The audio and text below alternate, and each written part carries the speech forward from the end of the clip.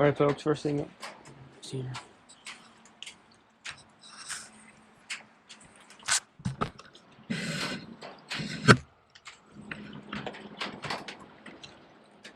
First thing I want to do, morning, welcome back. First thing I want to do is check out this poplar. I made a video a few months ago on species and if it matters, and if you're in the, at least the side hustle business of selling firewood, do you take on firewood that you potentially won't want to burn yourself in your fireplace? I can link that video in the description if you want to see that.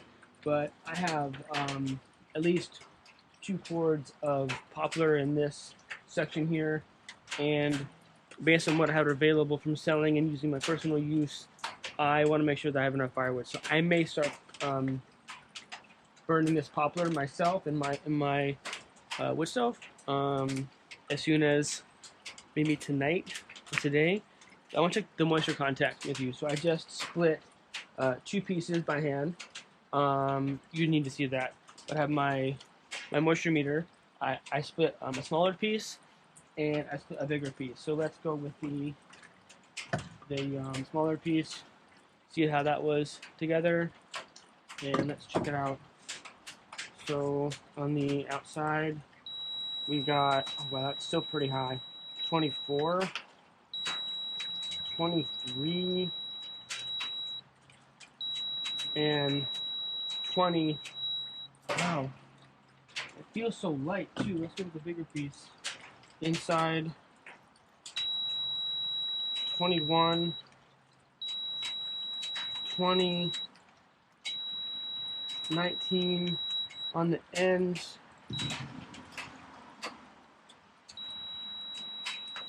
21, 21. Let's go on the non-split side. 19, 18. That's nuts. Let's go with a piece that has not been split, just for fun. Smaller piece. Let's go with 18. 18. That's amazing how this piece was so wet still. 20. 21. Alright, so that's my answer. Again, I think I mentioned before, I don't mind burning that level of moisture in my wood because I'm on top of my chimney. But this poplar feels very light. See some cracks on the end. So I may just go ahead and start burning that. It's less moisture content than the maple that's next to it that probably will need to be burned next summer or next winter. So with that, let's head on to the first thing today. I have a little battery in my GoPro, so this is going to be a short video today, and you don't need to see I don't think all of it, but I don't think you saw the tail end of what we did yesterday, but I think my battery cut out. But I finished the cedar yesterday. That's all done. That's all stacked, ready to go. You know what? That'd be fun. Let's check out the moisture content of the cedar just for fun, because I know it is soaked, but just to be fun, let's check out how wet this stuff is. Just split yesterday. Power on. You see that or not? It is 29, 28. Go back in. That's 29, 25, and 28. Well, that varies. Let's go on the end just for fun. 30. Yeah, this stuff is definitely wet. And because it's winter time, even though it's under cover right now, it's going to take a while to season. But granted, cedar doesn't take that long, and so this should be ready for the summer. But it's definitely wet wood. But yeah, I got the cedar all stacked. I don't know if you smell it or not, but it smells amazing with that cedar smell. I love it. So we are gonna go up the hill and start to bring down some of the pine. I may adjust the wood splitter and where it's at, but I think it's gonna be easier. You saw yesterday, or whenever you saw the last video, my stack of pine at the front of my house. Easy for the trailer to back up and dump at the front of my house at the top of the hill, because my property is on a slope, on a hill. My house is top of the property, and down below where we're at, we're down a hill. Easier for the trailer to dump there than having to back down and dump. And I think it's probably easier for me to bring down the rounds and the pieces of wood down here and then split, as opposed to split and having to move the wood splitter up on the hill, split, and then ferry the pieces, the split pieces down here. So that's and less of a mess, because this area here is already messy, full of wood debris, wood chips, as opposed to having to mess up my front part of my house with wood debris. So I think that's what we're gonna do. I may adjust the wood splitter, but the pine I'm gonna start, since it's gonna be regular firewood. Cedar is specialized. Usually I don't sell any of that, at least the non-kindling cedar, during the winter months. It's usually summer months for campfires, for people wanting to hear the crack and pop of the cedar. That won't be until summertime. So that's what's specialized wood. Pine, not a hardwood, but it's still, in my opinion, burnable for regular firewood. So I'm going to start in the regular part of the wood shed on the far end that's empty, and start stacking there and working my way this way, which is east. And I hope I have enough space for wood. So yeah, that's what we're gonna do. Let's go up there and check it out and start to ferry.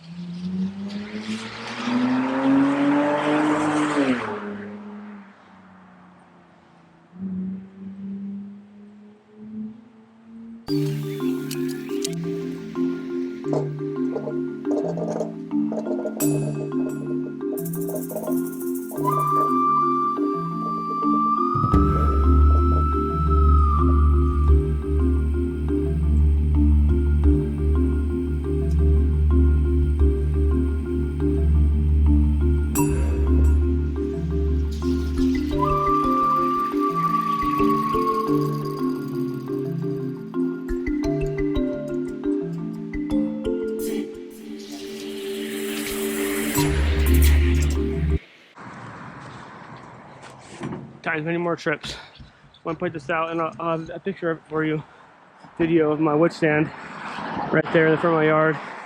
I have the lights on it from the holiday season, and I'm going to keep them on there. So at nighttime, people want to come get wood throughout the year, if need be, it's lit up for them. So I'll picture the video of it now, and then you'll see that. And yeah, so time to buy many more with the wood and go. Back at the pine right now, and I don't want to tape me going back and forth, having to ferry this wood down the hill. So like some other videos people do, but even though I can fast forward it anyway, I'm getting to these rounds, and these rounds, like this pine was a big tree. Like look at that bark thickness there. That's like a good that's a good 2 inches plus on the bark. So take the tape measure and go from bark to bark, and that's a good almost 40 inches, like 39 across. And so even this piece here, it's just too big for me to manhandle with the hand, even the hand truck. I've been stacking like 1 or 2 of these blocks that were cut with the chainsaw for the arborist, and then I could do the same thing, but I don't want to wear and tear my chain. It's the balance between manual with the maul and the axe or the hammer, or using my chain and gas with the chainsaw. I think it's maybe a wash in terms of time frame, but then I'm more tired than doing it by hand. Anyway, I need to work out, so we're going to do some splitting, and let's see if I have enough battery to have me do this.